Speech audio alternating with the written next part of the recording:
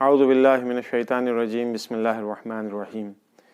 ناظرین کرام، عزیزوں، میرے دوستوں، نوجوانوں، ہماری گفتگو حدیث عنوان بصری کے سلسلے میں ہو رہی تھی، لیکن اب چونکہ ایام شبہ قدر، بلکہ شبہ قدر کے ایام شب و روز شروع ہو رہے ہیں، امیر المومنین علی بن ابی طالب صلوات والسلام کی ضربت کا دن، پھر ان کی شہادت کے ایام ہیں، تو انشاءاللہ حدیث عنوان بصری کو شبہ قدر کے بعد انشاءاللہ شروع ہوگا سلسلہ۔ آج کی گفتگو شب قدر کے سلسلے میں ہے، کیونکہ شب 19، شب 21 اور شب 23 یہ شب قدر ہے۔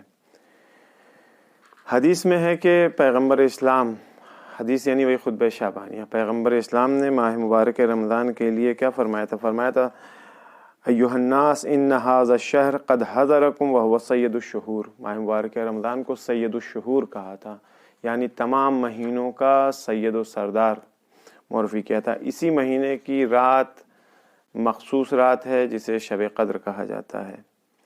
بافضیلت اور بہت عظیم راتیں ہیں شب قدر کی، ماہ مبارک رمضان کی ہیں۔ ان شبوں میں ہمیں، یعنی ہم تمام لوگوں کی ذمہ داری ہونی چاہیے، ہم کو اس چیز کا احساس ہونا چاہیے اور یہ کرنا چاہیے کہ جب پروردگار عالم کی بارگاہ میں حاضر ہوں تو دو گراں قدر چیز لے کے، دو وزنی چیز لے کر کے پروردگار عالم کی بارگاہ میں حاضر ہوں، ثقل اکبر بھی اور ثقل اصغر بھی۔ ثقل اکبر یعنی قرآن مجید، اور ثقل اصغر یعنی اہل بیت اطہار علیہم الصلوۃ والسلام۔ شب قدر میں قرآن سر کے اوپر رکھتے ہیں ہم لوگ، قرآن سر کے اوپر رکھ کر کے کیا کہتے ہیں؟ اللہم بحق ھذا القرآن، خدایا اس قرآن مجید کی قسم، تو یہ قرآن کے حق کا واسطہ۔ اور پھر اس کے بعد سے ہم ائمہ اطہار کا نام قرآن سر کے اوپر رکھ کر کے بے علی، بے فاطمہ، بالحسن، بالحسین، سب کے نام لیتے ہیں ائمہ اطہار کے۔ یہ کام جو ہم انجام دیتے ہیں، در حقیقت خداوند عالم سے ہم لوگ یہ کہتے ہیں کہ خدایا تو نے جس چیز کا حکم دیا تھا، ہم آج تیری بارگاہ میں حاضر ہوئے ہیں دونوں ثقل لے کر کے، یعنی قرآن بھی ہمارے پاس ہے، اہل بیت اطہار کو بھی ہم لے کر کے حاضر ہوئے ہیں۔ شب احیا ہے شب قدر، احیا یعنی زندہ رکھنا، یعنی جاگتے رہنا۔ یہ شب قدر شب احیا ہے، بے انتہا اس کا ثواب ہے، روایات میں اس کی تاکید کی گئی ہے۔ اور خود شب قدر میں آپ دیکھیں جو یہ اعمال ہم انجام دیتے ہیں، شب قدر کے مخصوص اعمال جو انجام دیے جاتے ہیں، یہ در حقیقت پیغمبر اسلام کی اس حدیث کو ہم مجسم، عملی طور کے اوپر مجسم کرتے ہیں۔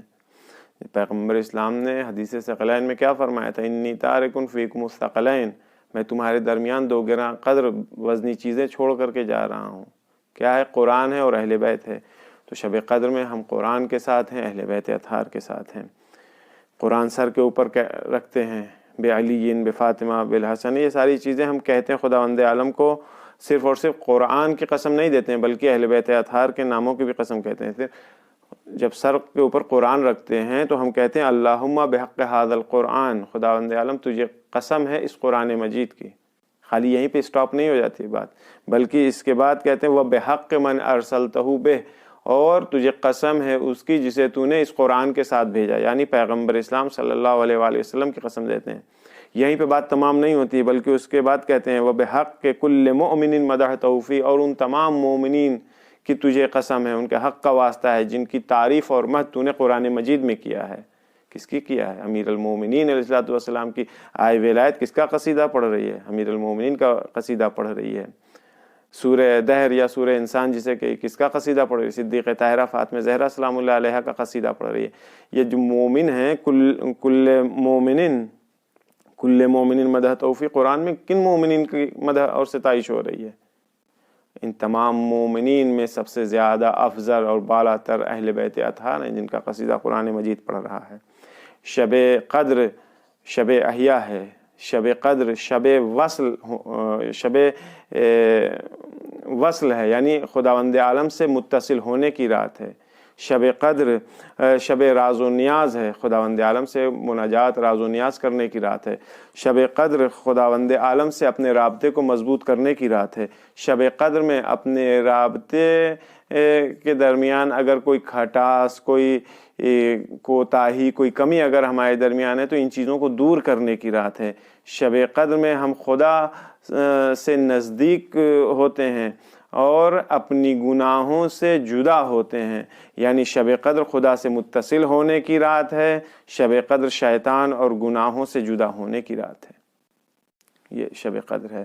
پیغمبر اسلام صلی اللہ علیہ وآلہ وسلم فرماتے ہیں ان الشیطان لا یخرج فی هذه اللیلہ، شب قدر میں، اب چاہے وہ شب 19 ہو، شب 21 ہو یا شب 23، شب قدر میں شیطان ہرگز باہر نہیں آتا، باہر آنے کی اس کو اجازت ہی نہیں، نکلتا ہی نہیں۔ اگر رمضان میں تو یوں بھی قید رہتا ہے، اس کے سلسلے میں گفتگو کر چکا ہوں پہلے ابتدائی دنوں میں ماہ مبارک رمضان کی، تو اگر اس میں تھوڑا بہت چانس ہو کہیں کسی کو فل چارج کر رکھا ہو، شیطان گمراہ کر رہا ہو، تو شب قدر میں بالکل بھی اس کو اجازت نہیں ہے۔ شیطان کو اجازت نہیں ہے کہ وہ شب قدر میں لوگوں کو گمراہ کرے اور لوگوں کو گناہ کی طرف مائل کرے۔ شب قدر 1000 مہینے کی راتوں سے افضل، بلکہ 1000 مہینے سے زیادہ افضل ہے۔ لیلۃ القدر خیر من الف شہر، 1000 مہینے سے زیادہ افضل ہے، بہتر ہے۔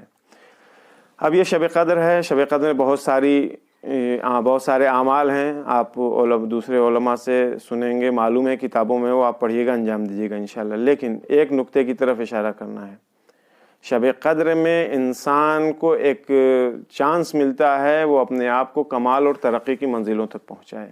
وہ چیزیں جو انسان کو کمال اور ترقی کی طرف لے جاتی ہیں، اس کے اسٹیٹس کو ہائی کرتی ہیں، ان میں بہت ساری چیزیں، جن میں سے ایک چیز ہے رجا، جس کا مطلب ہے امید۔ آج کی گفتگو اسی سلسلے میں ہوگی، دیکھتے ہیں وقت کتنا اجازت دیتا ہے۔ یہ رجا اور امید یہ انسان کو کمال کی طرف پہنچاتی ہے، انسان کو ایک پازیٹیو ویو دیتی ہے، انسان کو حسن ظن عطا کرتی ہے۔ امیدواری، امید انسان کو ساری پازیٹیو چیزیں اس کو عطا کرتی ہیں۔ اس کے برعکس اگر خدا نخواستہ سوء ظن ہوگا، نیگیٹو ویو ہوگی، تو انسان کو کسالت، شکوہ، شکایت، برائی، تہمت، نا امیدی، مایوسی، ان چیزوں کا وہ شکار کرتی ہے۔ نتیجے میں انسان بجائے اس کے کہ کمال کی طرف ان راتوں میں اپنے آپ کو گامزن کرے، وہ سقوط کر جاتا ہے، اوندے منہ گر جاتا ہے نیچے۔ رسول اللہ صلی اللہ علیہ وآلہ وسلم نے فرمایا کہ جب میں معراج پر جا رہا تھا، اس رات کو جس رات میں معراج پہ گیا تھا، تو میں نے وہاں جہنم کے دروازے کے اوپر ایک جملہ لکھا ہوا دیکھا تھا۔ وہ لکھا ہوا کیا تھا؟ من رجع اللہ تعالی صعدا، جس نے خداوند عالم کے اوپر امید کیا، جس نے خدا سے اپنی ساری امیدیں وابستہ کر لی، وہ کیا ہو گیا؟ کامیاب ہو گیا، سعید ہو گیا۔ ومن خاف اللہ تعالی امن، اور جو خداوند عالم سے ڈرتا ہے وہ اس نے اپنے آپ کو محفوظ کر لیا۔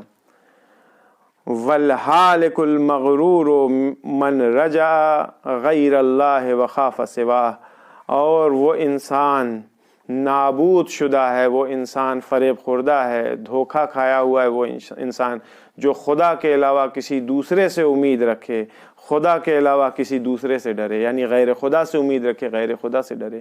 یہ عبارت پیغمبر اسلام نے شب معراج جہنم کے ایک دروازے کے اوپر لکھا ہوا دیکھا تھا۔ تو ہمیں بھی چاہیے کہ ہم بھی اپنی تمام امیدیں خداوند عالم سے وابستہ رکھیں، غیر خدا سے نہ ڈرنے کی ضرورت ہے، نہ غیر خدا سے کسی طرح کی کوئی امید رکھنے کی ضرورت ہے۔ ایک حدیث میں آیا ہے کہ قیامت میں جب کہ گنہگار بندے کو جہنم، آپ دیکھیے یہ امید کتنی اچھی چیز ہے، کیسے کام آتی ہے، کب کام آتی ہے۔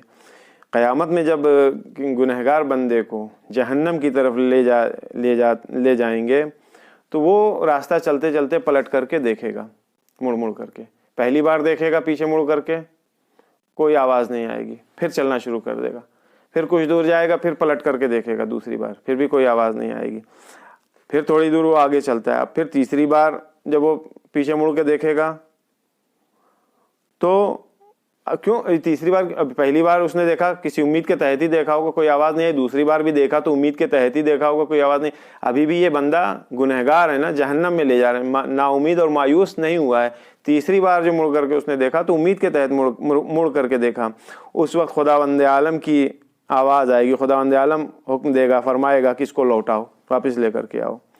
اب اس سے یہ پوچھا جائے گا، کہا جائے گا اس کو کہ تمہارا جہنم میں جانے کا آرڈر تو پاس ہو چکا تھا، حکم صادر ہو چکا تھا، تم کیوں لوٹ کے واپس آئے اور یہ بار بار نگاہ کیوں کر رہے تھے پیچھے مڑ کر کے؟ تو یہ کہے گا کہ مجھے یہ امید تھی کہ خداوند عالم مجھے جہنم میں جلنے نہیں دے گا اپنی رحمت کی وجہ سے، مجھے اس بات کی امید تھی خداوند عالم جہنم میں مجھے جلنے نہیں دے گا اپنی امید کی وجہ سے۔ یعنی اگر دوسرے لفظوں میں کہا جائے تو خدا کے سلسلے میں حسن ظن رکھتا تھا، پازیٹیو ویو تھی میری، خدا سے میں امید رکھتا تھا اس بات کی۔ اب آپ ذرا سا اس کو دوسرے اعتبار سے دیکھ لیے، یہاں پہ ابھی حدیث کو روکتا ہوں۔ یہ گنہگار بندہ، اس نے مثلا آپ فرض کر لیجئے کہ پورے راستے کو 3 حصوں میں اگر تقسیم کر دیا جائے تو 1/3 اس نے راستہ طے کیا، اس کے بعد پیچھے مڑ کر کے دیکھا۔ کیوں دیکھا؟ کیونکہ اس کو ایک آیت یاد آئی قرآن مجید کی، وَرَبُّكَ الْغَفُورُ ذُو الرَّحْمَةِ، تمہارا پروردگار بہت زیادہ مغفرت کرنے والا ہے، معاف کرنے والا ہے، بہت صاحب رحمت ہے وہ۔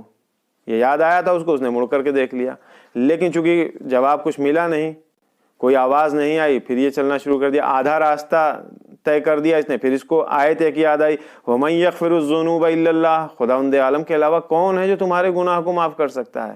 پھر اس نے پلٹ کر کے امید کے ساتھ پیچھے دیکھا کہ شاید مجھے بخش دے خدا اس وقت، شاید اس وقت ہماری دل کی آواز کو، ہماری امید کو سن لے اور مجھے معاف کر دے، لیکن پھر بھی کوئی جواب نہیں آیا۔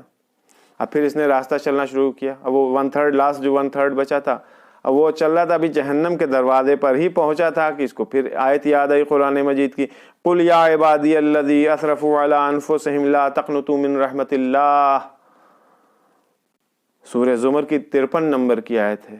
اللہ اکبر، کہ اے پیغمبر کہہ دیجئے میرے وہ بندوں جنہوں نے اپنے اوپر اسراف کیا، ظلم کیا ہے، اپنے ساتھ زیادتی کیا ہے، لا تقنطوا من رحمت اللہ، پروردگار عالم کی رحمت سے مایوس نہ ہو، نا امید نہ ہو پروردگار عالم کی رحمت سے۔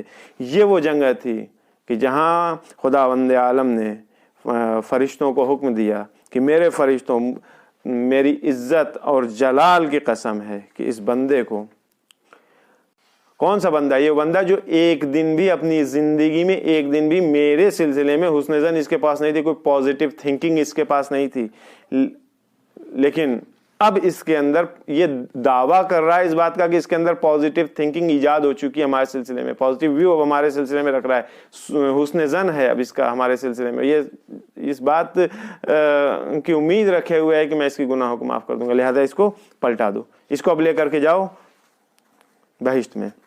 کیوں؟ کیونکہ اس نے ہمارے سلسلے میں حسن ظن سے کام لیا ہے۔ لہذا کوئی یہ نہ سوچے کہ بہت دیر ہو چکی ہے، ہمارا وقت تو ختم ہو گیا، اب ہمارا کیا، ہماری تو جہنم قطعی ہے، نہیں۔ کبھی کوئی سوچ سکتا تھا کہ حر اس طرح سے ہدایت پائے گا؟ کبھی کسی کے ذہن میں، حتیٰ اس زمانے کے لوگوں کے ذہن میں بھی یہ بات آئی تھی کہ ملک سبا کی ملکہ بلقیس جناب سلیمان کے پاس آنے کے بعد ایمان لے آئی کہ خداوند عالم کے اوپر؟ کبھی کسی نے یہ سوچا تھا کہ وہ جادوگر جو فرعون کی حمایت اور اس کو کامیابی دلانے کے لیے آئے تھے، فرعون کی حمایت کرنے کے لیے آئے تھے، وہ آ کر کے جناب موسیٰ کی حمایت کرنے لگے اور جناب موسیٰ کے سپورٹر ہو جائیں، اور اس خدا کے اوپر جس کے اوپر جناب موسیٰ ایمان رکھتے تھے اس کے اوپر یہ ایمان لے کر کے آئے؟ سوچا تھا کبھی کسی نے؟ کیسے پورا گیم چینج ہو جاتا ہے، کیسے پوری بساط پلٹ جا رہی ہے، کبھی کسی نے نہیں سوچا تھا۔ امیر المومنین علیہ الصلوۃ والسلام نے فرمایا، بہت اچھا جملہ ہے، کہ ہر وہ چیز جس میں نا امید ہو جاؤ اس میں بہت زیادہ امید رکھنی چاہیے۔ اگر تم ظاہری اعتبار سے کسی چیز میں نا امید ہو گئے ہو تو اس میں ان چیزوں کے مقابلے جس میں تمہیں امید ہے اس سے زیادہ امیدوار ان چیزوں میں ہو جس میں نا امید ہو چکے ہو، اس میں امید رکھو خداوند عالم کی ذات سے۔ یہ رات اصلاح کی رات ہے، یہ رات خود سازی کی رات ہے، اس کے اندر ہمیں اپنے آپ کو صحیح کرنا ہے. یہ حسن زن اگر ہمارے اندر نہیں تھا، پازیٹیو ویو اگر ہمارے اندر نہیں تھا، تو یہ ہمیں ایجاد کرنا ہے. نگیٹو ویوز کو اپنے سے دور کرنا ہے، نگیٹو تھنکنگ کو دور کرنا ہے. یہ حسن زن بہت بڑی ملکیت ہے، بہت بڑا سرمایہ ہے. نا امیدی اور سوء ظن خدا کے سلسلے میں یہ بہت بڑی گناہ اور آفت اور مشکلات پریشانی کا سبب بنتی ہے. اس چیز کو ہمیشہ یاد رکھیے گا کہ حسن ظن جو ہوتا ہے یہ دو طرح کا ہوتا ہے، رجاء الصادق، رجاء الکاذب. رجاء الصادق، رجاء الکاذب، یعنی امید، پازیٹیو امید، سچی امید، نگیٹو یا جھوٹی امید. وہ کیسے ہوتی ہے؟ خود امیر المومنین نے فرمایا ہے، منع کیا ہے جھوٹی امید سے. جھوٹی امید کو سمجھنے کے لیے آپ ایک مثال دے دوں. ایک کسان ہے، باغبان ہے، وہ زمین آمادہ کرتا ہے، اس کے اندر بیج ڈالتا ہے، پانی ڈالتا ہے، کھاد ڈالتا ہے، روز اس کی خدمت کرتا ہے، اس کو ہر خطرے سے محفوظ رکھتا ہے. اگر کسی زہر وغیرہ چھڑکنے کی ضرورت ہوئی، دوا چھڑکنے کی ضرورت ہوئی تو اس کے اوپر دوا چھڑکتا ہے تاکہ کیڑے اس کو نہ کھانے، اس کی حفاظت کرتا ہے. پھر جا کر کے اس کو وہ یہ ساری چیزیں کیوں کرتا ہے؟ وہ اس لیے کرتا ہے کہ کل کو آنے والے دن میں یہ فصل تیار ہو جائے گی تو مجھے فائدہ پہنچائے گی، مجھے اس سے اچھی فصل حاصل ہوگی. لیکن اگر اسی کے مقابلے کوئی شخص ہو، وہ کچھ کرے ہی نہ، تو یہ امید جو باغبان رکھ رہا ہے اتنی ساری محنت کرنے کے بعد، یہ کہا جائے گا اس کو رجاء الصادق، یعنی سچی امید رکھنا. کیونکہ اس نے اپنا سارا وظیفہ انجام دیا ہے، اپنی ساری جو اس کی ذمہ داریاں تھیں اس نے اسے انجام دیا، اس کے بعد سے یہ امیدوار ہے. لیکن اگر کوئی بیج ڈال کر کے چلا جائے، نہ بیج ڈالے، پانی ڈالے، اسی دن کھاد ڈال کے چلا جائے، پھر یہ بیٹھا رہے کہ ہاں 2 مہینے بعد فصل تیار ہو جائے گی، پھر ہم جائیں گے کاٹ لیں گے، نہ اس نے کبھی پلٹ کر کے اس زمین کو دیکھا، نہ اس کا حال چال دیکھا، اس نے پانی کی ضرورت ہے، کھاد ڈالا، دوا ڈالا، کچھ نہیں کیا اس کا. آپ انصاف سے بتائیں اس کو فصل تیار ملے گی؟ نہیں ملے گی. زبردستی کی امید رکھے ہوئے ہیں نا کہ 2 مہینے بعد میں جاؤں گا فصل کاٹنے کے لیے. یہ رجاء کاذب ہے، جھوٹی امید ہے. امام سجاد علیہ الصلوۃ والسلام نے اپنی دعا میں پروردگار عالم کی بارگاہ میں دعا کرتے ہوئے فرماتے ہیں، اعوذ بک من دعاء محجوب ورجاء مغلوب وحیاء مسلوب. خدایا میں تجھ سے پناہ مانگتا ہوں رجاء مکذوب، جھوٹے امید سے، جھوٹے امید جو ایجاد ہوتی ہے دلوں کے اندر، اس سے میں تجھ سے پناہ مانگتا ہوں. امام صادق علیہ الصلوۃ والسلام کی خدمت میں آنے کے بعد کسی نے عرض کیا کہ کچھ لوگ ہیں وہ ہر طرح کا گناہ انجام دیتے ہیں، جو جی میں آتا ہے وہ کرتے ہیں، اور پھر بعد میں یہ بھی کہتے ہیں کہ ہماری امید تو خداوند عالم کی ذات سے ہے، خداوند عالم کی رحمت انشاءاللہ ہمارے شامل حال ہوگی. جیسے ہی حضرت صادق علیہ الصلوۃ والسلام نے ان باتوں کو سنا، حضرت نے فرمایا، کذبوا، جھوٹ بولتے ہیں یہ لوگ، جھوٹے ہیں یہ لوگ، لیسوا براجین، یہ لوگ امیدوار نہیں ہیں، راجین میں سے نہیں ہیں، امیدوار میں سے نہیں ہیں. ان لوگوں کو یہ صاحبان امید نہیں ہیں، بلکہ ان من رجا شیئا طلبہ، اگر کسی کو کسی سے کوئی امید ہوتی ہے، کسی چیز کی امید ہوتی ہے تو وہ اس کو حاصل کرنے، طلب کرنے کی کوشش کرتا ہے. وخاف من شیئا ہرب من، اور اگر کوئی کسی چیز سے خوف کھاتا ہے، ڈرتا ہے، تو اس سے اپنے آپ کو بچاتا ہے، اس سے بھاگتا ہے. وہ بینک نہیں بلکہ یہ ہمارے یہاں کبھی کبھی لکی ڈرا ہوتے ہیں، کوپن لوگ بیچتے ہیں کہ صاحب وہ کربلا کی زیارت ہے یا مثلا فلاں جگہ کی زیارتوں کے اوپر جائیں گے تو اس کا 100 روپے کا ٹکٹ ہے، آپ لوگ خرید لیجیے اور فلاں پیٹی کے اندر اپنے کوپنس ڈال دیجیے، ہم لکی ڈرا کریں گے، جس خوش نصیب کو مل جائے گا تو وہ جائے گا. اب آپ یہ بتائیے اس باکس کے اندر انہی لوگوں کے قورے تو ہوں گے، انہی لوگوں کی پرچیاں ہوں گی جنہوں نے 100 روپے دے کر کے اس کوپن کو خریدا ہوگا اور ڈالا ہوگا. ایک انسان ادھر سے بینر دیکھتا ہوا گزرے ہو کہ ہاں کاش یہ مجھے مل جاتا.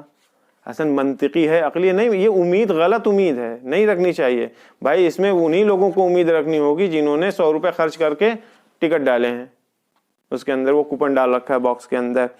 میرے جوانوں، نوجوانوں، اس وقت خطاب آپ سے ہے، دین کے جو بیس ہے، بنیادی چیزیں دین کی، ان کی پابندی کیجیے.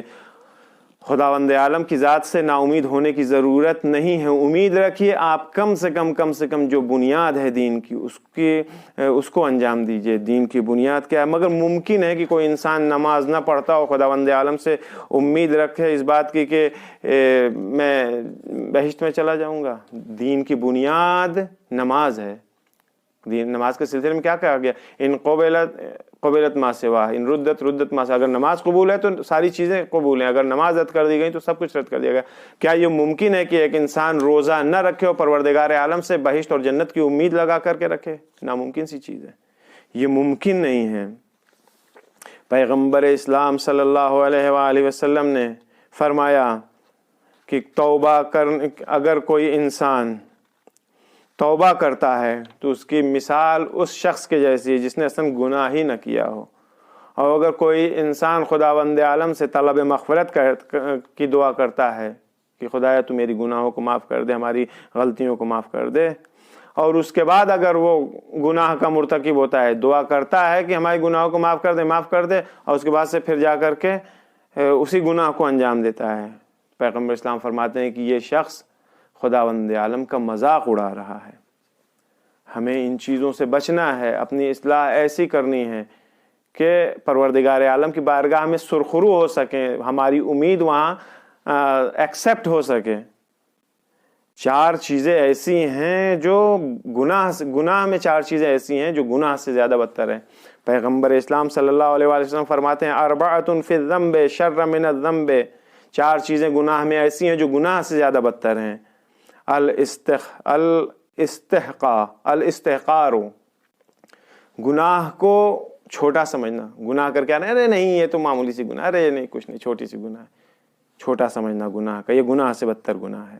والافتخار، گناہ کرنے کے بعد آئے انسان فخر کرے ارے نہیں ساری دنیا کرتی ہے، لوگ تو پتہ نہیں کتنے زیادہ گناہ کر لے، ہم نے تو یہی کیا ہے، وہ فلاں تو اصلا کبھی زندگی میں نماز نہیں پڑھتے، ہم نے تو 2 ہی دن نہیں پڑھی ہے، وہ فلاں تو چوری کرتے ہیں، وہ فلاں تو عیاشی کرتے ہیں، ہم نے تو بھی آج ذرا سا نامحرم کی طرف نگاہی تو کر لیا۔ یہ فخر کرنا ہے کہ نہیں کچھ نہیں، معمولی سمجھنا اور فخر کرنا اپنی گناہوں کے اوپر۔ والاستبشار، خوش ہونا اپنی گناہوں کے اوپر، فخر کرنا، وہی جو بھی میں نے کہا کہ ارے وہ تو سب کرتے ہیں، ہم نے تو تھوڑا سا کیا اور کوئی بری بات نہیں، اتنا چلتا ہے، اب تو کہاں یہ گناہ مانا جاتا ہے، اب تو آ ہی رہا ہے ساری چیزیں۔ حالات بہت خراب، زمانہ بہت خراب، بچا کے رکھنا ہے اپنے آپ کو۔ اور چوتھی چیز والاصرار، گناہ کرنے کے بعد اس کے اوپر اصرار کرنا، تاکید کرنا، دہرانا، ریپیٹیشن گناہ کا، یہ وہ چیزیں ہیں جو گناہ میں گناہ سے زیادہ بدتر ہیں۔ انسان کہے کہ ہزاروں لوگ فساد و فحشہ کے مرتکب ہوتے ہیں، میں ایک اگر مرتکب ہو گیا تو کون سا، یہ گناہ کو چھوٹا سمجھنا ہوا۔ آدمی نہیں میں شراب نہیں پیتا لیکن وہ اتنا پریشر انہوں نے کیا میں نے پی لیا، لیکن مزہ آیا، بہت مزہ آیا، الیاذ باللہ خاکم بدن، خوش ہونا اپنی گناہ کے اوپر۔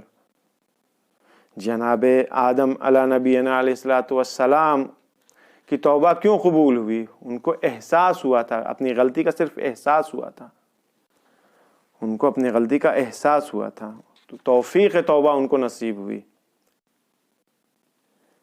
بے حیائی ہماری توفیقات کو سلب کرتا ہے۔ یہ آج کی رات جو ہوگی یہ شب قدر ہے۔ شب قدر کی ارزش اور اہمیت کا اندازہ اسی سے لگایا جا سکتا ہے کہ شب قدر کی عبادت جو ہے وہ 80 بلکہ اس سے بھی زیادہ سالوں کی عبادت کے برابر ہے۔ لیلۃ القدر خیر من الف شہر، ان راتوں میں، شب قدر میں، شبہائے قدر میں فرشتے رات سے لے کر کے طلوع فجر تک یا حتی مطلع الفجر یہ نازل ہوتے رہتے ہیں۔ کہاں نازل ہوتے ہیں؟ اس وقت تو امام زمانہ علیہ الصلوۃ والسلام کا زمانہ ہے، ان کے گھر پر، ان کے یہاں نازل ہوں گے، ان کے اوپر خالی نازل نہیں ہوں گے بلکہ سلام کے ساتھ نازل ہوں گے، لگاتار سلام اور رحمت کے ساتھ نازل ہوتے رہتے ہیں، آتے رہتے ہیں۔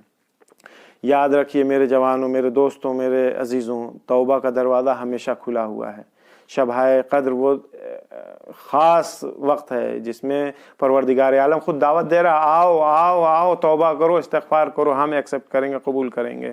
اگر میرے جوانوں اس بات کو یاد رکھیے کہ اگر خدا نخواستہ خدا کی طرف سے دل میں کوئی بھی اگر غم ہے، غصہ ہے، ناراضگی ہے، حالانکہ خدا سے ناراضگی کسی کام کی نہیں، لیکن ہوتا ہے بعض لوگ کہتے ہیں خدا نے ہمیں کیا دیا، اتنا ہم نے کر لیا، خدا ہماری سنتا ہی نہیں، ہمیں کوئی ضرورت نہیں، اس کو جو جی میں آئے کرے، ہم یعنی اس طرح کی باتیں آدمی غصے میں کہتا ہے۔ شب قدر میں ان چیزوں کو زائل کریں، اپنے دل و دماغ سے نکالیں۔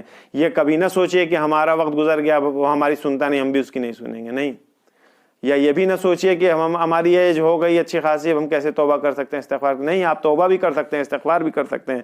ابو بصیر کہتے ہیں کہ ان کا ایک پڑوسی تھا، وہ پڑوسی شراب، ناچ گانا، برے دوست جتنی ہو سکتی تھی سب اس کے پاس موجود تھے۔ یہ یاد رکھیے گا، دشمن جو ہے وہ ہمیں اسلحوں سے ہرا نہیں سکا ہے، دشمن ہمیں اکنامیکل اعتبار سے پوری طرح سے برباد نہیں کر سکا ہے، البتہ کافی کوشش اس نے کیا ہے، لیکن وہ چیز جو دشمن آسانی سے ہمیں برباد کرنے کے لیے استعمال کر رہا ہے وہ ثقافت، کلچر اور فرہنگ ہے۔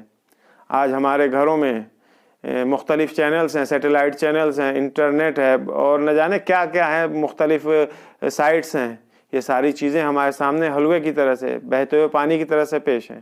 اگر ہم نے اپنے آپ کے اوپر توجہ نہیں کیا، غور نہیں کیا، اگر ہم نے ان چیزوں کو نہیں سمجھا تو ہم اپنے آپ کو جہنم کی آخری تہ میں پہنچا دیں گے۔ ایک شخص نے جناب ابوذر سے ایک خط لکھا کہ آپ مجھے کچھ نصیحت فرما دیں۔ جناب ابوذر نے اس کے جواب میں لکھا کہ وہ جو تم کو بہت زیادہ محبوب ہو، ایسے شخص کو جو تم کو بہت زیادہ، ایسے شخص جس کو تم بہت زیادہ چاہتے ہو، اس کو کبھی اذیت نہ پہنچا، اس کے ساتھ کوئی برائی نہ کرو۔ یہ اس نے لکھ دیا، اس شخص کے پاس بھیج دیا۔ شخص نے خط پڑھا لیکن اس کو کچھ سمجھ میں نہیں آیا، تو وہ اپنی جگہ سے اٹھتا ہے، آتا ہے جناب ابوذر کی خدمت میں، کہا کہ وہ جو آپ نے جواب لکھا تھا وہ ہمارے سمجھ میں نہیں آیا، آپ بتائیے آپ کے کہنے کا مطلب کیا تھا۔ تو جناب ابوذر نے کہا کہ بھائی تم اپنے سے زیادہ کسی دوسرے کو چاہتے ہو، تم خود ہی ہو، یعنی ہر انسان اپنے آپ کو سب سے زیادہ پسند یعنی چاہتا ہے۔ کھانے کی چیزوں چاہے گا کہ وہ بھی کھائے، اگر کوئی فائدہ کہیں پہنچنا ہوگا تو چاہے گا کہ اس کو بھی پہنچے، سب سے پہلے اس کو پہنچے، خدا نخواستہ کوئی خطر اس کے پیچھے لگا ہوگا، کوئی خطرہ ہوگا تو اپنے آپ کو سب سے پہلے بچانا چاہے گا۔ انسان اپنے جان سے زیادہ کسی کو نہیں چاہتا ہے، جو کچھ بھی ہے وہ سب دعوے ہیں۔ قرآن مجید کیا کہتا ہے؟ قُوا أَنفُسَكُمْ وَأَهْلِيكُمْ نَارًا، اپنے آپ کو بچاؤ، اس کے بعد سے بیوی بچوں، گھر والوں اور دوسروں کو بچاؤ۔ تو ابو بصیر یہ کہتے ہیں کہ یہ ہمارا جو پڑوسی تھا یہ حکومت کا آدمی تھا، اس کے یہاں آج کی زبان میں کہا جائے تو باقاعدہ کیبرے کا انتظام رہتا تھا، شراب رہتی تھی، ناچ گانا سب کچھ ہوتا تھا، پڑوس میں رہتا تھا، اذیت مجھے بہت ہوتی تھی۔ کئی بار میں نے اس کو سمجھایا کہ بھائی یہ کام غلط ہے، گناہ ہے، حرام ہے، ان چیزوں کو چھوڑ دو، لیکن کبھی بھی وہ میری بات نہیں مانتا تھا۔ ایک دن پھر میں نے اس سے کہا تو اس نے مجھے جواب میں یہ کہا کہ دیکھیے میں تو گنہگار آدمی ہوں اور سر سے پیر تک گناہ میں ڈوبا ہوا ہوں، شرابور ہوں، آپ پاک اور صاف ستھرے نجیب انسان ہیں، تو اگر آپ چاہتے ہیں کہ میں اس گناہ سے نجات پا جاؤں تو آپ جا کر کے ہماری بات اپنے مولا، اپنے امام جعفر صادق علیہ السلام، میری طرف سے روایت میں نہیں ہے، جا کے ان سے ہمارا ماجرا نقل کر دی، ان کو بتائیے ہماری پوری بات، تاکہ وہ ہمیں گناہوں سے بچا سکیں۔ ابو بصیر کہتے ہیں کہ میں امام صادق علیہ السلام کے پاس گیا، جا کر کے اس شخص کی پوری بات میں نے امام کو بتایا، اپنے پڑوسی کی۔ امام علیہ السلام نے فرمایا کہ ابو بصیر اس سے جا کر کے کہہ دو کہ جعفر ابن محمد نے تم سے کہا ہے کہ ان تمام برائیوں گناہوں کو چھوڑ دو، پھر تمہارے جنت کی گارنٹی، بہشت کی ضمانت میں جعفر ابن محمد لیتا ہوں، میں امام صادق لیتا ہوں۔ ابو بصیر نے امام کے پیغام کو اس شخص تک پہنچا دیا، اپنے پڑوسی تک۔ جس نے امام کا پیغام سنا آنکھوں سے آنسو جاری ہو گئے اس انسان کے لیے یہی کافی تھا، اتنی سی ہی بات۔ اس کے بعد سے اس نے گناہیں چھوڑ دیا۔ کچھ دنوں کے بعد وہ بستر مرگ کے اوپر، ابو بصیر اس کی عیادت کے لیے پہنچتے ہیں۔ موت سے کچھ لمحہ قبل ابو بصیر وہاں موجود تھے، اس شخص نے اپنی آنکھ کھولی، دیکھا ابو بصیر بیٹھے ہیں، تو ابو بصیر سے کہا کہ ابو بصیر، امام صادق علیہ السلام نے اپنا وعدہ پورا کر لیا ہے۔ یہ اس نے کہا اور اس کے بعد سے اس کی روح قفس انصوری سے پرواز کر گئی۔ عزیزوں، میرے دوستوں، اگر ایک اتنا گنہگار انسان اگر سچے دل سے توبہ کر لے تو پروردگار عالم اس کی توبہ قبول کرتا ہے، اور وہ افراد جن کی قسم ہم شب قدر میں، آج کی راتوں میں ہم پروردگار عالم کو دیں گے، وہ معصوم امام بھی مدد کرتے ہیں۔ پروردگار عالم کی بارگاہ میں دعا ہے کہ آج کی رات شب قدر میں، یہ ایام شب قدر کے روز اور دن جو ان میں ہماری گناہوں کو معاف فرما، ہماری دعاؤں کو مستجاب فرما، ہمارے مرحومین کی مغفرت فرما، اس وبا بیماری سے تمام مومنین بالخصوص ہمارے وہ افراد جنہوں نے دعاؤں کے لیے کہا انہیں، اور وہ لوگ جو مریض ہیں انہیں شفا عطا فرما، جو الحمدللہ ابھی مریض نہیں، خدایا ان تمام لوگوں کو محفوظ رکھ۔ السلام علیکم ورحمۃ اللہ وبرکاتہ۔